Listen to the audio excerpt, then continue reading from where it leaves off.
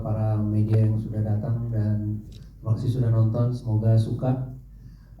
Ini memang kita dari awal memang mau membawa bahwa film ini harus kental dengan keindonesiaannya. Ya.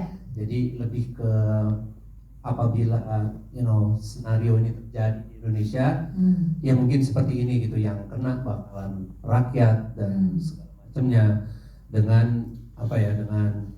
dengan atributnya dan ceritanya pun itu kental sekali gitu. Jadi kalau kalian ingat bahwa ada sunatan di awal dan segala macam, dan juga penyebabnya bahkan kita coba dari jamu gitu. Iya benar. Ya. Masih minum jamu, Mas? Masih ya, alhamdulillah ya. Jamunya spesial soalnya. Bukan ANJ ya. Bukan. Takut ya. Oke. Mas Edwin boleh diceritakan? Selamat sore teman-teman semuanya. Jadi kenapa berbeda? Terima kasih Netflix. Kenapa berbeda? Satu ya ini karena Netflix. Pas di mic-nya. Yang kedua karena yang bikin adalah Kimo Stambul. Jadi itu yang membuat tepuk tangan dong. Kimo Stambul. Dan yang coba teman-teman lakukan dalam proyek ini, kami mencoba memberikan yang terbaik. Artinya teman-teman cast di sini pasti akan bisa cerita bagaimana latihannya, bagaimana Mas Doni harus bangun subuh-subuh untuk di make up yang sangat berat gitu. Mas Bobi dan Mbak Astrid juga bisa cerita. Kami persiapan untuk ekstra zombinya itu cukup panjang. Semua zombie itu dilatih oleh Mas Bobi. Ada yang di Jogja dan di Jakarta. Benar-benar dilatih satu-satu supaya mereka bisa melakukan gerakan sesuai yang mesti mau. Luar biasa. Itu yang kami kejar secara kualitas supaya jadi yang terbaik. Oke. Mas Kimo, aku mau nanya, dari sekian banyak film horor, film thriller yang udah pernah kamu buat gitu, maksudnya apa yang membuat Abadi Nanjaya ini menjadi yang paling spesial? Karena ya ini subgenre horor yang saya pengen bikin dari dulu sih gitu loh. Jadi dan ini alhamdulillah diberi kesempatan oleh Netflix untuk membuatnya yang lumayan proper gitu ya. Ya. Proper banget Mas, gak lumayan proper Mas. Gila-gilaan itu proper. Zombie segede layar juga kayak real kali lah gitu. Dan juga experience dari membuatnya sebagai filmmaker cukup pingin mereka juga enjoy dan senang gitu loh. Karena itu jarang ya, maksudnya nggak banyak yang bisa pull that off gitu, tapi alhamdulillah dengan Netflix bisa memberikan kita ruang dan waktu untuk mencapai titik itu gitu. Oke, terima kasih banyak Mas. Terima kasih Netflix. Terima kasih Netflix. Nah, berikutnya aku pengen ngobrol sama yang tadi juga udah disebut sama Mas Edwin. Ini adalah dua sosok yang menurut aku juga punya peranan luar biasa penting. Itu tepuk tangan dong, boleh dong. Untuk Mas Bobi, Mbak Astrid yang mengatur gerakan dan juga membuat kita yakin itu zombie emang zombie karena zombie banget, gila-gilaan gokil. Ini kan menceritakan zombie yang punya ciri khas unik. Ada gerakannya, tampilan fisiknya, terus terinspirasi dari si tanaman kantong semar. Nah aku juga penasaran tuh kayak kenapa kantong semar yang dipakai di bahan dasar jamu juga gitu. Dan proses penciptaan zombinya itu juga nanti boleh di-share ke kita. Silakan Mas Bobi. Oke, pertama-tama saya ucapkan terima kasih ke Netflix dan juga Pak Kimo dan seluruh tim yang memberikan kepercayaan kepada saya. Kebetulan basic background saya adalah koreografer tari sebenarnya. Koreografer tari. Ketika ditawarin untuk menggarap zombie ini, saya perlu riset untuk bagaimana karakter zombie yang diinginkan oleh Pak Kimo itu menjadi spesial. Berapa lama tuh Mas? Kurang lebih persiapannya dari mention itu sekitar 6 bulanan ya dari dulu menawarkan tentang gimana kalau lu bikin gerakan zombie. Kemudian dari situ saya harus mentransfer ide atau metode itu ke hampir dari 200 cast atau 200 pemain. Yang di kepala saya berarti akan ada 200 jenis gerakan yang berbeda. Dan tugas saya di sini adalah memastikan 200 cast itu konsisten dengan gerakannya masing-masing. Iya. Karena setiap kali ada efek dari satu gigitan misalnya di tangan, di leher, di kaki, itu ininya beda-beda gitu, gesturnya beda-beda. Sehingga Jadi ternyata setiap gigitan pertama, asik setiap gigitan pertama. Iya beda, bukan ciuman pertama ya. Jadi gigitannya itu menentukan gestur mereka. Betul sekali. Oh wow. Betul sekali. Dan ketika ini ngomongin tentang virus, berarti yang paling familiar adalah ketika tubuh kita kena virus adalah kayak meriang ya, kayak fever gitu. Berarti akan ada vibrasi, getaran. Nah getaran ini saya garap bukan hanya getaran tubuh tapi juga suara. Nah teknik vokalnya yang dipakai di sini adalah teknik vokal ketika menarik nafas. Jadi kalau kita ngomong kan keluar nafas nih, kita keluarin suaranya kan. Tapi kalau di zombie ini ketika tarik nafas, menghirup udaranya. Karena dia fever kan, dalamnya kan kepanasan, dia butuh oksigen, jadi menghirup itu, kemudian dikasih vibrasi. Yang teknik itu harus dilatih setiap case dengan sungguh-sungguh. Misalnya dari itu hanya suaranya, dia harus memerankan ekspresinya, emosinya. Jujur takut. Dan sambil lari. Takut. Dan Mas Kiki yang di pojok sana, coba boleh diperagakan sedikit nih, masih sisa-sisa zombinya nih. Ini loh. Oh, Tahu artinya? zombie lagi debat. Artinya tahu? Enggak. Terima kasih Netflix. Sudah. Terima kasih Mas Terima kasih Zombie. banyak. Dan kalau untuk Mbak Astrid nih, karena sebegitu banyak 200 orang dengan luka-luka yang berbeda-beda dan bentuk yang berbeda-beda, itu tuh gimana Mbak? Kayak, aku nggak tahu nanya apa, tapi itu gimana caranya bisa sampai 200 tuh beda semua gitu? Oke, jadi pertama-tama waktu dapat skrip dan tahu jumlah zombies yang akan dikerjakan tuh otak harus berpikir. Karena gimana caranya nih produksi bisa berjalan dengan lancar dan efisien. Gimana, apa yang harus aku lakuin gitu. Jadi salah satu caranya yaitu aku harus buat zombie ini ada kelas-kelasnya. Oke. Jadi zombie kelas A itu untuk yang close up, zombie kelas B itu untuk yang medium shock bisa masih kelihatan, Oh, benar. dan zombie kelas C itu yang di paling belakang gitu. Oke. Jadi prosesnya kalau dari aku secara teknis mulai dari situ dulu. Baru setelah itu ya diskusi dengan sutradara, Akimo, dengan astradanya, berapa jumlah yang dibutuhkan. Nah, dari situlah muncul berapa orang yang aku butuhin untuk jadi asisten juga. Which is lumayan banyak sih untuk project ini jujur. Tapi berarti 200 zombie itu benar-benar 200 lebih zombie itu benar-benar di make up satu-satu, kayak nggak ada efek atau apa segala macam. Kalau misalkan secara hari-hari kita syuting itu beneran di make up. Iya.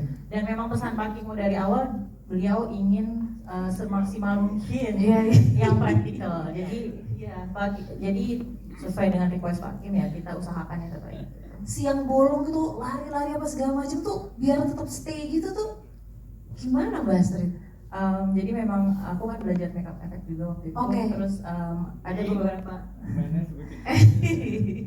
ya, terus ada beberapa material emang live yang harus aku gabung-gabung untuk menyesuaikan dengan udara di Indonesia. Oke.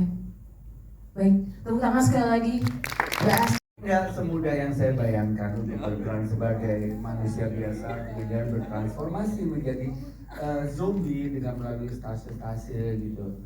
Tentunya diarahkan oleh nakoda kami semua di sini, Mas Kimo.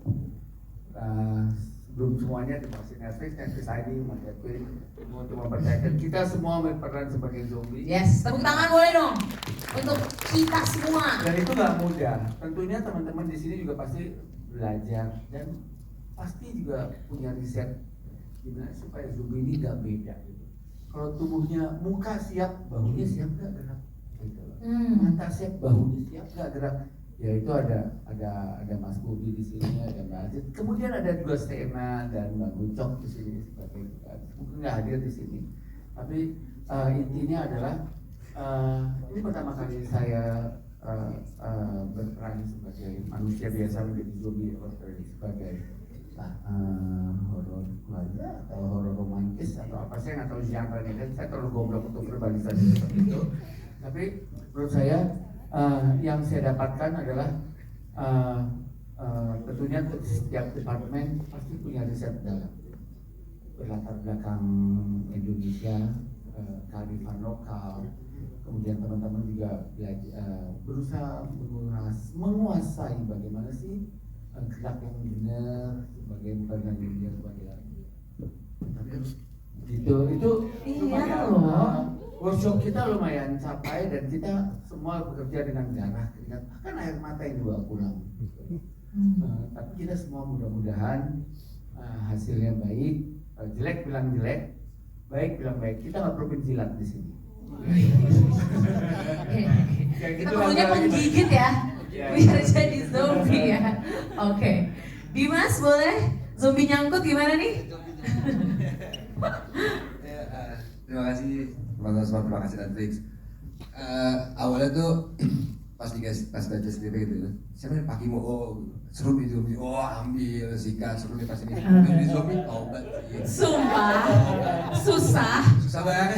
percaya sih Gampang. yakin sih, karena kayaknya kalau untuk menjadi zombie tuh fokusnya harus 2500% gitu kan, nggak mungkin kayak tiba-tiba jeblos jadi orang biasa gitu, harus kayak kalau pas lagi, karena di sini kan awalnya di manusia ya, pas di manusia itu kayak oke Pak, ini backgroundnya kayak gimana sih, kita masih diskusi segala macam.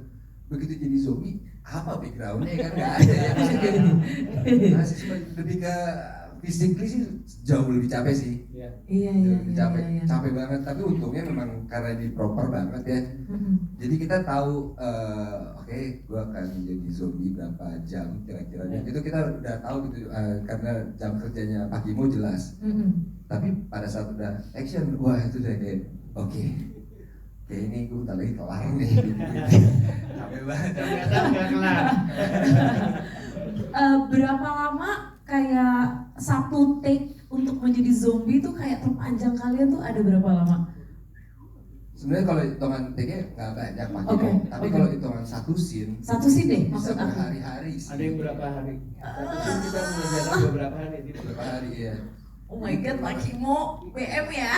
Bukan BM sih, cuma mungkin menurut kita semua teman-teman sih, mungkin Mas Kimo ingin berusaha bermaksimalkan gitu. Harus yang terbaik, karena ya outputnya kalau nggak dengan proses itu nggak akan sesempurna yang kita lihat di layar tadi itu.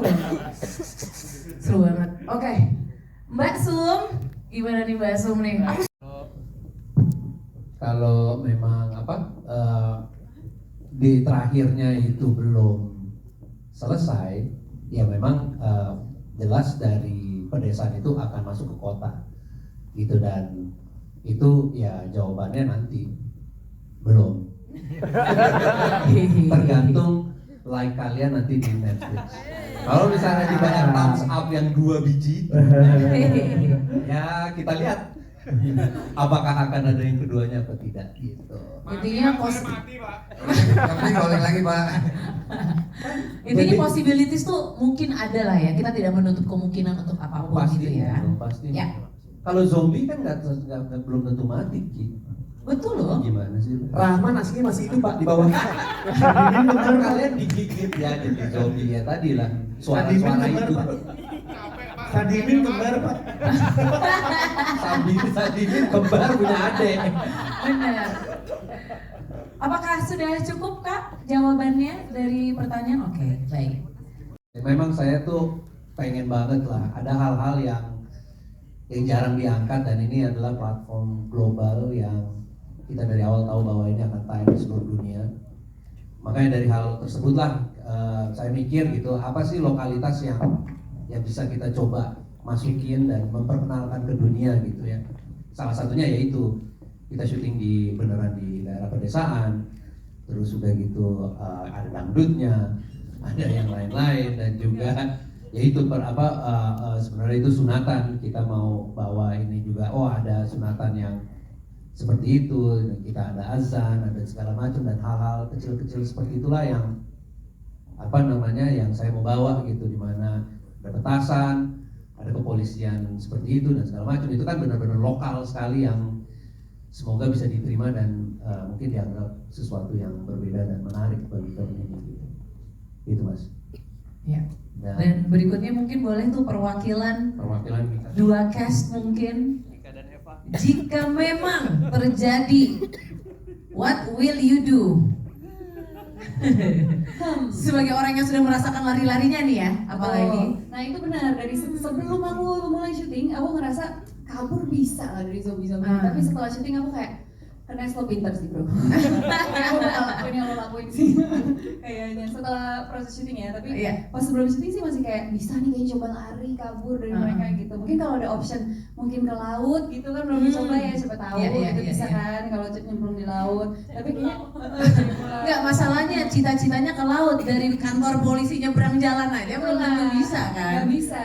Nah makanya daripada menginfeksi orang-orang yang lain kayaknya aku ikutin ke Nes. Ikutin ke Nes. Apa yang Nes lakukan kamu ikutin ya? Wise girl. Eva? Sama sih. Aku takut banget zombie jujur. Iya loh. Paling aku takutin adalah zombie apocalypse. Enggak, masalahnya gini, tadi kan aku di depan udah masuk ke si lorong zombie-zombie itu. Ya kan kita tahu kan ini orang.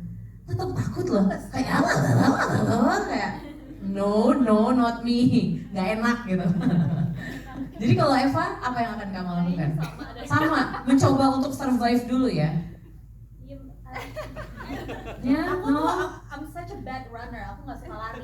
Oh gitu. Wow, tapi betapa banyaknya adegan berlarian itu kok di film. Jadi kayak ya udah do your best aja gitu ya. Pasrah saja. Oke Mas. Berarti syutingnya mulai dari hari ini aja Pak?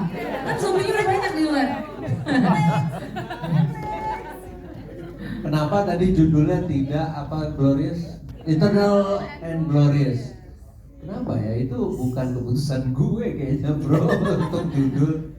Cuman Abadi dan Jaya memang itu kita perebukin bareng-bareng gitu ya. Karena kita merasa bahwa lo menjadi zombie itu akan menjadi abadi gitu ya. Dan ya akhirnya di Netflix melihat bahwa untuk untuk yang di global gitu, The Elixir, karena mungkin lebih global dan mudah dimengerti gitu aja sih. Gitu Mas. Ya semoga sequelnya bener nih ya di Epicentrum ya. Untung lo bukan DPR lo ngomongnya. DPR aja bro. Bukan ya, oke. Apakah enak rasanya kira-kira nanti kalau di sana setelah digigit? Rasa orang-orangnya maksud aku.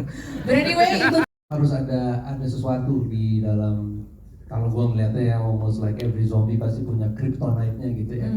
Jadi nah di sini adalah hujan, karena kita ngambil ceritanya itu dari tanaman kan. Kalau tanaman kena air, mereka akan diam, mereka akan tenang. Itu adalah yang nge-feed mereka gitu. Nah, jadi ya bersama dengan penulis kita kira-kira apa nih yang bisa membuat mereka ada tenangnya dulu.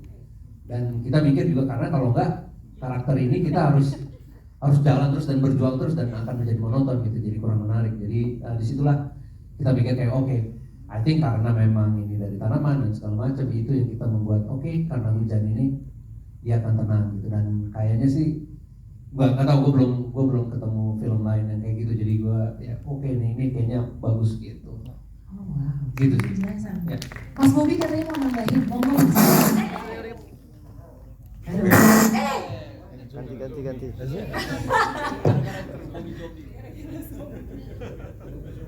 Ya, menarik sekali. Jadi ketika ada ide tentang kena hujan itu zombie itu kemudian stuck atau pause, itu seperti yang sebenarnya adaptasi itu saya tangkap menjadi ketika zombie itu tubuhnya terinfeksi, ada panas di dalam tubuhnya, kemudian ketika tubuhnya terkena air, seperti kalau kita sakit panas, kita akan jadi tenang gitu. Nah, di sini ketika zombie itu tenang, semua ototnya akan rilis, kemudian dia seperti zen gitu. Hanya mendengarkan riuhnya suara air. Begitu air hujan selesai, mereka akan ke distract lagi kembali ke anomali dan Iya, semakin liar sebenarnya. Semakin Gitu. mekar gitu Iya, ibaratnya betul ya. sekali. Itu dia Mas Adi. Aman Mas Adi? Oke, boleh. Tepuk tangan.